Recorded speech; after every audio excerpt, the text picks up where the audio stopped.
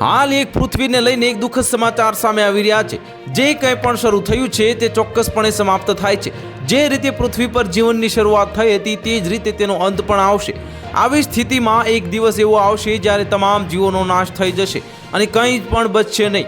આ દિવસને સંપૂર્ણ વિનાશનો દિવસ કહેવામાં આવી રહ્યો છે। આવું કેમ અને કેવી રીતે થશે તેના પર વૈજ્ઞાનિકો સતત સંશોધન કરી રહ્યા છે।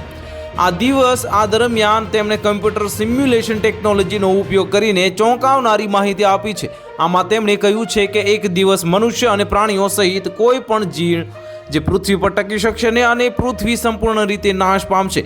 અહેવાલ મુજબ બ્રિસ્ટોલ યુનિવર્સિટીના વૈજ્ઞાનિકોએ આ સંશોધન કોમ્પ્યુટર સિમ્યુલેશન દ્વારા કર્યું છે, જેમાં ખુલાસો થયો છે કે આગામી 250 મિલિયન એટલે કે 25 કરોડ વર્ષ પછી પૃથ્વી પર કોઈ પ્રલય થઈ શકે છે અને બધું જ નાશ પામશે।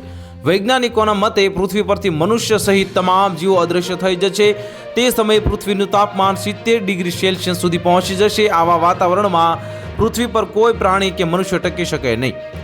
ગરમીને કારણે બધું જ નાશ પામશે। તેણે વર્ચ્યુઅલ સિમ્યુલેશન દ્વારા પૃથ્વીના ભાવિને જોવાનો પ્રયાસ કર્યો, જેમાં ગ્લોબલ વોર્મિંગ સામેલ હતું।